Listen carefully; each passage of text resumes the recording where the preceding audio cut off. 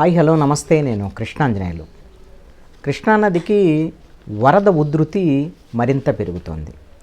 ప్రకాశం బ్యారేజీకి record స్థాయిలో వాస్తవంగా 8.5 లక్షల క్యూసెక్కుల నీళ్లు వరద రూపంలో ప్రకాశం బ్యారేజీకి వస్తాయి అనేటువంటి అంచనా వేస్తే ఇప్పుడు అవి 9.5 లక్షలకు పెరిగాయి.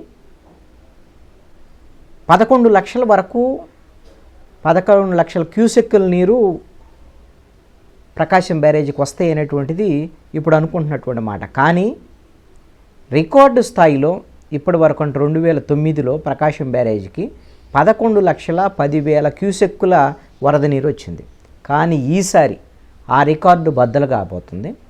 12 లక్షల క్యూసెక్కుల నీరు ప్రకాశం బ్యారేజీకి వరద రూపంలో రాబోతుంది అనేటువంటిది. దీంతో ఇప్పటికే ప్రకాశం బ్యారేజీ గేట్లన్నీ ఎత్తివేశారు. ఆల్రెడీ ప్రకాశం బ్యారేజీ నుంచి కింది ప్రాంతంలో ఉండేటువంటిది ఉత్తరం భాగంలో కృష్ణలంక, అదేవిధంగా మణికేశ్వర నగరు, ఈ ప్రాంతాలకు సంబంధించినటువంటి అంత ఒక రిటైనింగ్ వాల్ కట్టింది. మొన్న ఎన్నికలకు ముందే రిటైన్ వాల్ పూర్తయింది. ఆ రిటైనింగ్ వాల్ వరకు కూడా పూర్తి స్థాయి ఎత్తు వరకు ఇప్పుడు కృష్ణానది ప్రవహిస్తున్నటువంటి పరిస్థితి ఉంది. ఇంకొక అడుగు పెరిగితే ఆ రిటైనింగ్ వాల్ దాటి మరీ కృష్ణాలంకలోకి నీళ్లు వచ్చేటువంటి ప్రమాదం కూడా ఉండొచ్చు అనేటువంటి దాని మీద. అదేవిధంగా కృష్ణానది దిగువన ఉండేటువంటి ప్రాంతాలు, అటు రేపల్లె కానివ్వండి, దివిసీమ, మిగతా ప్రాంతాలన్నింటిలో కూడా పెనమలూరు, కొన్ని అనేకమైనటువంటి లంక ప్రాంతాలు ఉన్నాయి. ఆ లంక ప్రాంతాలకు సంబంధించినటువంటి ప్రజలందరినీ కూడా ఖాళీ చేయమని ఇప్పటికే ఆదేశాలు జారీ చేశారు. ఎవరో కూడా బోట్లలో వెళ్ళవద్దని, ఎట్టి పరిస్థితుల్లో కూడా కృష్ణానదిలోకి దిగవద్దు అని. ఆల్రెడీ లంక ప్రాంతాల్లో ఎవరన్నా ఇరుక్కొని ఆల్రెడీ చిక్కుకొని ఉంటే వాళ్ళ యొక్క సమాచారాన్ని ఎన్డీఆర్ఎఫ్ బృందాలకి, అదేవిధంగా లోకల్గా ఉండేటువంటి అక్కడ రెవెన్యూ అధికారులకు వాళ్ళకి తెలియజేయాల్సినటువంటి అవసరం అయితే ఉంది. ముంపు కృష్ణా లంక ప్రాంతాల్లో మాత్రం ముంపు తీవ్రత చాలా భారీగా ఉండేటువంటి దానికి అవకాశం ఉంటుంది. ఇప్పటి వరకు ప్రకాశం బ్యారేజీకి రానంత వరద నీరు అంటే 12 లక్షల క్యూసెక్కుల నీరు ఇప్పుడు బ్యారేజీకి చేరుకుంటుంది. ఇది చాలా ప్రమాదకరమైనటువంటి స్థితి అనే దాని మీద పదే ప్రజలందరికీ కూడా ప్రభుత్వం హెచ్చరికలు జారీ చేస్తున్నటువంటి సందర్భం. ఇప్పుడు ఒకవైపున ఆల్రెడీ విజయవాడ నగరంలో ముంపుకు గురైనటువంటి ప్రాంతాలన్నింటిలో కూడా ఇప్పటికే చంద్రబాబు నాయుడు తిరుగుతున్నారు. యనమల కుదురు, పడమట, రామలింగేశ్వర నగరు, జక్కంపూడి, భవానీపురము, ఇవన్నీ సితారా సెంటర్, ఇవన్నిట్లో కూడా ఆయన పడవల్లో ఈరోజు కూడా రెండో రోజు కూడా చంద్రబాబు నాయుడు తిరిగారు. ఇప్పటికే నేవీ హెలికాప్టర్ల ద్వారాగా ఇప్పుడు వరద సహాయక చర్యలను ఇప్పుడు ప్రారంభించారు. 3 నేవీ హెలికాప్టర్లు వచ్చాయి. అదేవిధంగా ఇంకొక 4 నేవీ హెలికాప్టర్లు హకీంపేట ఎయిర్ బేస్ నుంచి వస్తున్నాయి అనేటువంటి దాని మీద సమాచారము. అంటే 7 హెలికాప్టర్లు, నేవీ హెలికాప్టర్ల ద్వారాగా మొత్తం వరద సహాయక చర్యలని అందించేటువంటి ప్రయత్నం జరుగుతుంది. ఇప్పటికే ఒక 3 లక్షల మందికి ఈ నేవీ హెలికాప్టర్ల ద్వారాగా ఆహారం అందించేటువంటి చర్యలని ఆంధ్రప్రదేశ్ ప్రభుత్వం చేపట్టింది. అయితే డ్రోన్ల ద్వారాగా అత్యవసరమైనటువంటి మందులు ఎవరైనా సరే ఇప్పుడు బుడమేరు ముంపుకు గురయ్యి ఉన్నటువంటి ప్రాంతాల్లో సింగనగరు, అదేవిధంగా జేఎన్ఎన్యూఆర్ఎం కాలనీ, మిగతా ఆ కాలనీలు సుమారుగా 12 కాలనీలు ఉన్నాయి. రాజరాజేశ్వరిపేట, ఇవన్నీ కూడా ఆ కాలనీల్లో 2వ ఫ్లోరు 3వ ఫ్లోరు ఎక్కి ఉన్నటువంటి వాళ్ళలో ఎవరికైనా సరే అత్యవసరంగా ఏమైనా మందులు అన్నారు, లేదంటే పిల్లలకు పాలు అత్యవసరమైన అందించాలి అనుకున్నప్పుడు డ్రోన్ల ద్వారాగా అందిస్తే ఎలా ఉంటుంది అనేటువంటి దాని మీద కూడా ప్రభుత్వం చర్యలు ప్రారంభించింది. డ్రోన్లకు సంబంధించినటువంటి విషయంలో ఆ డ్రోన్లను ఆపరేట్ చేసేటువంటి వాళ్ళతో కూడా ముఖ్యమంత్రి చంద్రబాబు నాయుడు సమీక్షించారు.